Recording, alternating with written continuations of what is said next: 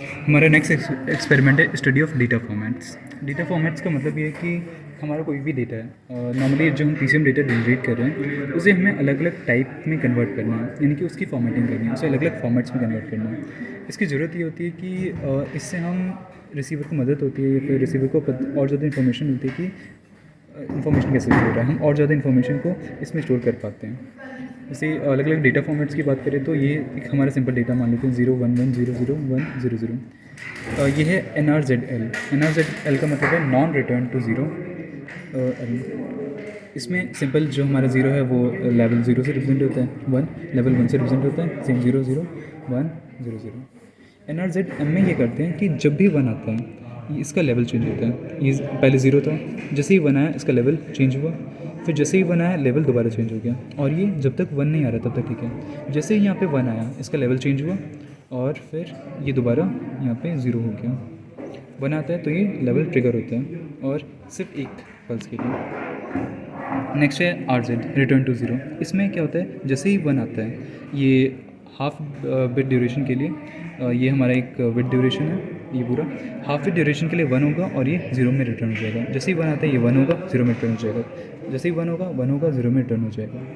Next code हमारा होता है मैनचेस्टर। मैनचेस्टर में सिमिलर यही फिनोमेना होता है, बस इसमें जो ज़ीरो है वो ज़ीरो पहले हाफ बिट ड्यूरेशन के लिए ज़ीरो होगा और नेक्स्ट बिट ड्यूरेशन के लिए, नेक्स्ट हाफ बिट ड्यूरेशन के लिए वन हो जाएगा।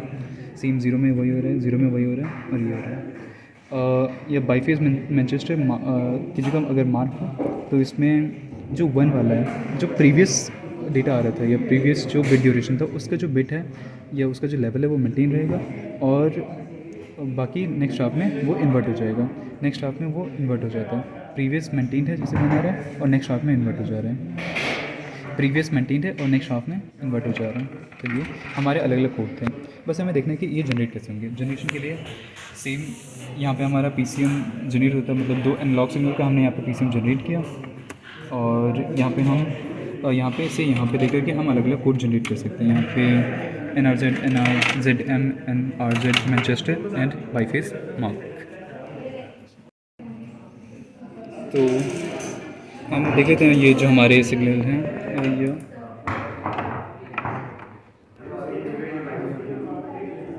हमारा PCM आउटपुट ये यहाँ पे हमें चैनल 1 पे दिख जाना चाहिए।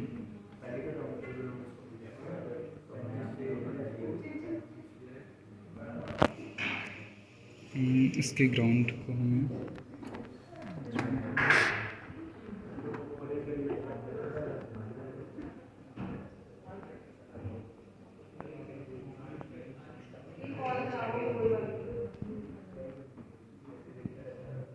देखा जाए तो ये हमारा PCM आउटपुट जो यहाँ पे आउटपुट जनरेट हुआ है वो है। अब इसी PCM आउटपुट को हमें डेटा फॉर्मेट करना है, मतलब इसी की फॉर्मेटिंग करनी है। तो डेटा फॉर्मेटिंग के लिए जो हमारे यहाँ पे आउटपुट जनरेट हुआ है उस आउटपुट को हम यहाँ पे इसको ऑन करते हैं, ये PCM आउटपुट को इस डेटा इनपुट पे दे देते हैं। उसके बाद सेम इसका जो क्लॉक होगा, क्लॉक यहाँ पे देना इंपॉर्टेंट है, क्लॉक को हम यहाँ पे क्लॉक में दे देंगे। ठीक है, उसके बाद अलग अलग डेटा हमें इसके दोनों को ग्राउंड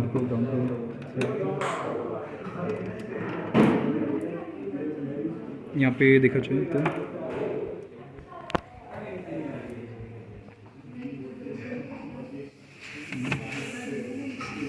यहाँ पे हमें NRZ चैनल 2 पे मिल जाएगा, या हम दोनों डेटा को एक साथ विजुलाइज करना थोड़ा मुश्किल होगा।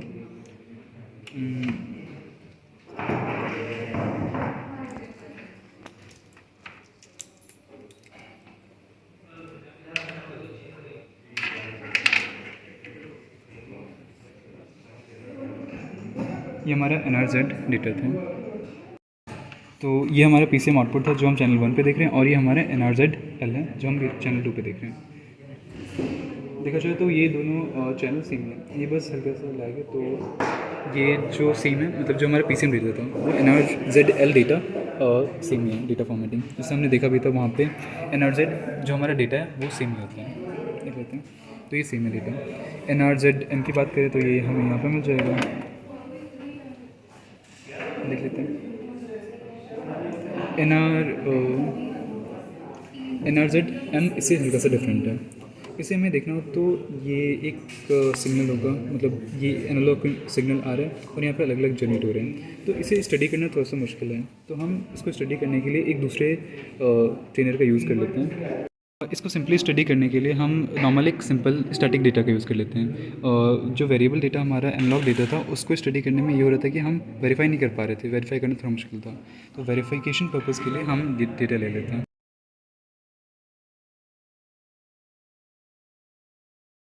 तो हम डेटा फॉर्मेट से स्टडी करने के लिए एक डेटा ले लेते हैं। मान लेते हैं हमारा डेटा कुछ इस टाइप का है।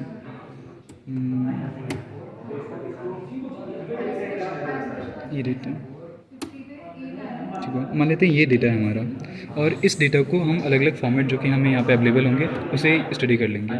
तो ये डेटा जो यहाँ पे जनरेट हुआ है उससे हम, ये हमारा सीरियल डेटा आउटपुट है, इस आउटपुट डेटा को डेटा इनपुट पे देंगे, और ये जो हमारा वर्ल्ड क्लॉक आउटपुट है इस क्लॉक को हम इस क्लॉक पे दे देते हैं।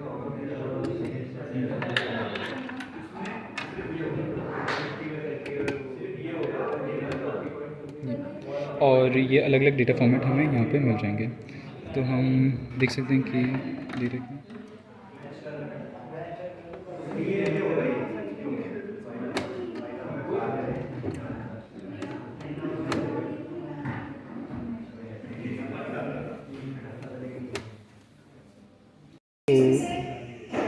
तो ये हमारा डेटा जो कि है, जो हमारा डेटा जो कि है 0 1 1 0 0 1 0 1, इसको अगर स्टडी करना हो तो ये हमारा 1 होगा, एक बिट ड्यूरेशन 1 0 1 0 1 1 0 0। देखा जाए तो हमारे जो 1 1 0 है वो ये है 1 1 0 0, फिर है 1 0 1 0। तो देखा जाए तो हमारे 1 1 0 0 1 0 1 0 1 1 0 0, तो ये सीक्वेंस में चलता जा रहा है। ये हमारा NRZ जो कि ये हमने डेटा दिया सेम यहाँ पे जनरेट हो चुका है, जो कि सेम है इसके थ्रू, जो हमारा डेटा है वो हमें यहाँ पे पल्स की फॉर्म में दिख रहा है, मतलब ये NRZ-L वेरीफाई हो गया। अब जब हमें NRZ-M देखना है तो हम L से कंपेयर करके देख लेंगे। NRZ-M विजुलाइज करने के लिए हम एक दूसरा चैनल यूज़ कर लेते हैं।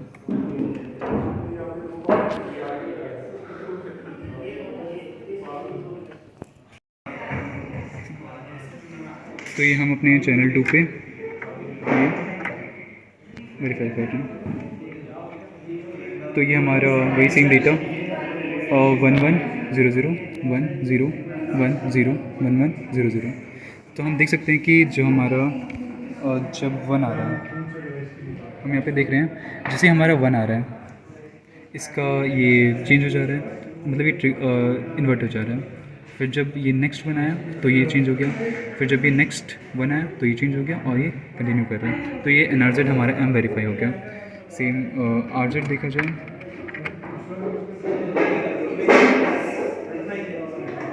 तो RZ देखें तो हाफ बिट ड्यूरेशन के लिए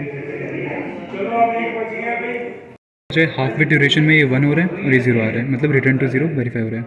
1 फिर 0, ये देखा जाए तो 1 1 फिर 0, फिर नेक्स्ट 1 आया तो 1 देन 0, मतलब ये हमारा RZ वेरीफाई हो गया। सेम मैनचेस्टर की बात करें तो मैनचेस्टर कोड हमें यहाँ पे मिलेगा,